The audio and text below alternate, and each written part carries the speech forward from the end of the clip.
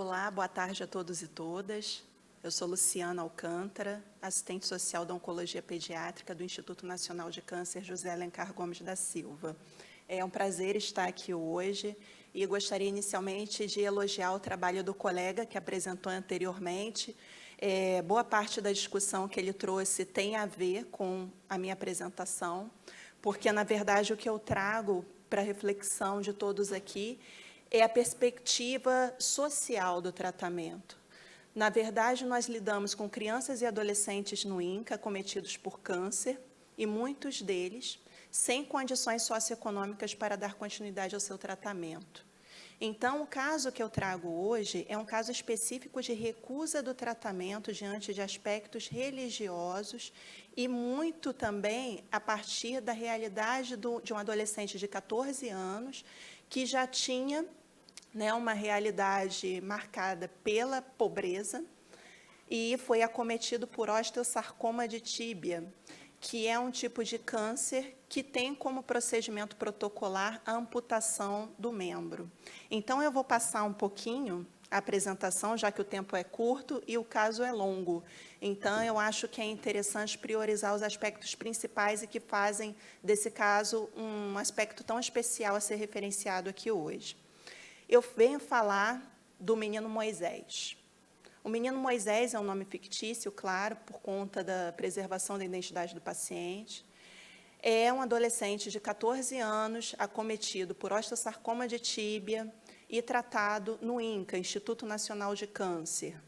Moisés era acompanhado no hospital por sua família, por seus pais, Lara, e por sua irmã, no caso também, e nós estávamos todos muito preocupados com a sua situação, porque tanto o paciente quanto a sua família recusavam o procedimento de amputação. Mas por que eles recusavam o procedimento de amputação? Justamente por considerarem que o sonho de Moisés seria amputado também com esse membro, que, de alguma forma, aquele futuro jogador de futebol deixaria de realizar o seu sonho de profissionalizar-se no futebol. Então, a equipe se viu diante de um caso específico, várias reuniões foram realizadas pela equipe interdisciplinar. Então, essas reuniões envolveram a chefia de oncologia pediátrica, a médica de referência do caso, a psicóloga e a assistente social, que é a que vos fala. E, nessas reuniões, nós percebíamos que nada surtia efeito. Nem o adolescente, nem a família acatavam o procedimento de amputação. A família extremamente religiosa, eram evangélicos, os pais, apesar de separados, um tinha muita influência sobre o outro, exercia muita influência sobre o outro. E o adolescente, o Moisés, ele recusava o procedimento por conta do desejo de ser um jogador, mas ele mal verbalizava. Quando a equipe realizava essas reuniões, ele mantinha-se calado e a família avaliando que aquele era o melhor procedimento para ele, o de não realizar o procedimento. Então, diante da recusa do adolescente, a persistente recusa da família em relação à amputação, nós entramos em contato com o Ministério Público do Rio de Janeiro e informamos a situação e gostaríamos mais de um suporte do Ministério Público no que tange a esse atendimento, justamente por se tratar de algo que ali, diante de todas aquelas reuniões, de todas aquelas tentativas, já havia se esgotado. Aquela família já estava cansada de ouvir equipe multidisciplinar e aquele adolescente estressado por conta de toda a situação. E nós tivemos uma bela surpresa do comparecimento do judiciário ao hospital, compareceram a promotora, a juíza do caso e a defensora pública. Elas conversaram conosco, conversaram com a família, analisaram aquela realidade e, diante do que foi exposto, elas concordaram, isso embasado numa decisão judicial da juíza responsável pelo caso, que era impossível forçar um adolescente de 14 anos a amputar um membro sem a sua vontade.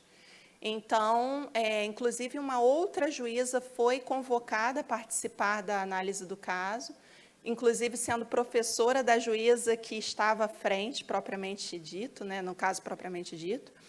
E ela compareceu ao hospital, conversou com a adolescente, e ela, por ter uma boa inserção na bioética, ela considerava que, de alguma forma, ela teria uma certa abertura para fazer com que aquele adolescente aceitasse o procedimento de uma forma mais tranquila. E ambas conversaram com o adolescente e verificaram que era impossível que ele voltasse atrás e concordasse em realizar o procedimento. Então, diante disso, né, e de todo esse movimento que foi realizado, outras decisões judiciais vieram, e diante de uma decisão que considerava que o procedimento era muito importante, que ele não poderia deixar de ser realizado, uma nova tentativa foi tentada pela equipe, né? Nós tentamos novamente que ele fosse ao centro cirúrgico e fosse submetido ao procedimento cirúrgico, o que não logrou êxito, porque ele, mais uma vez, foi encaminhado ao centro cirúrgico e não foi uma situação que nós tivéssemos concordado com isso por conta de toda a comoção da família e do próprio adolescente. Então, essa situação, ela mais uma vez retorna para a equipe, essa família continua sendo irredutível em relação à aceitação do procedimento e, numa última tentativa, vamos dizer assim, a promotora do caso, que também era evangélica e entendia essa perspectiva da família, ela entrou em contato com o famoso jogador de futebol do Brasil, o Follmann, que é o goleiro da Chapecoense, que foi vítima de um acidente aéreo e perdeu a perna, né? Se eu não me engano, ele perdeu a perna por conta desse acidente e retomou a sua vida, continuou atuando como goleiro nas horas vagas, e ele fez vídeos específicos para esse paciente, com o nome desse paciente, dizendo o quanto era importante realizar aquele procedimento para a preservação da vida, porque uma das características desse tumor é justamente a amputação para preservar a vida do paciente. O membro vai ser retirado, mas a vida ela teria condições de ser preservada. Sendo que decorreu-se 2 meses desde que houve toda essa abordagem, todo esse investimento do Poder Judiciário da Oncologia Pediátrica do INCA. Então, nessa decisão judicial, na última decisão judicial, os vídeos, só voltando, né, porque o tempo é curto, só voltando os vídeos ele não assistiu, ele se recusou a assistir por conta, né, da perspectiva dele de não realizar a amputação. E aí, nessa decisão judicial, foi avaliado que, conversando com a família, conversando conosco, nós fomos, enquanto equipe, até a vara da família, justamente para conversar com o juiz sobre isso, sobre essa situação, foi decidido que, diante de todo o tempo passado, desses 2 meses decorridos, já não era mais possível assegurar que a vida desse adolescente seria preservada. Ou seja, você submeteria um adolescente a uma cirurgia tão invasiva, para não garantir propriamente a sua vida.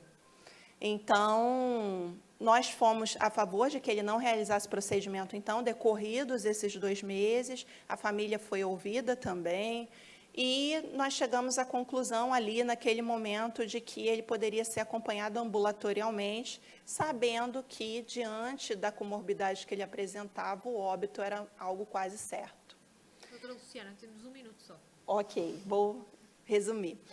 Então, assim, como desfecho, o que aconteceu? Ele foi acompanhado no ambulatório, ele retornou com a família por algumas vezes, e eu digo algumas vezes porque foram algumas vezes mesmo, porque ele tinha consultas semanais, e ele veio a óbito na residência em menos de 1 mês após essa decisão judicial. Ele morreu em casa de madrugada, a família trouxe o paciente ao hospital já em óbito, tentando reanimá-lo. E o que eu trago com esse caso, né, o que eu possibilito, assim, quero que vocês possam refletir também conosco diante do que eu apresento, é que muitas vezes a recusa do tratamento, ela é encontrada nos ambientes hospitalares, nas rotinas profissionais que nós temos, né? Mas muitas vezes ela não é propriamente considerada, ela não é problematizada da forma adequada. Porque esse adolescente, ele tinha 14 anos, sonhos, gostaria de ser um jogador de futebol, mas de que forma sublimar a vontade do paciente, a sua autonomia, por isso que o título do artigo considerou a palavra autonomia, em relação à fé também que essa família apresentava, a fé de que ele seria curado sem a realização da amputação. Então, é essa problematização que eu trago. Gostaria de agradecer a presença aqui, né, a possibilidade de compartilhar esse caso com vocês, e de agradecer a toda a equipe que participou, né, conosco, de toda a equipe médica, a psicologia, a chefe de equipe de oncologia, que foi muito parceira nessa atuação, e nós tivemos também só... agora é desfecho de verdade. Temos mesmo que terminar. Na residência multiprofissional, o nosso grupo de alunos realizou um cordel em relação a essa situação apresentada, né? Eu gostaria muito de apresentar aqui, sendo que não vai dar. E eles investiram muito nessa... Eu gostaria de agradecer também, nesse momento, a participação deles e o engajamento dos alunos também. Muito obrigada.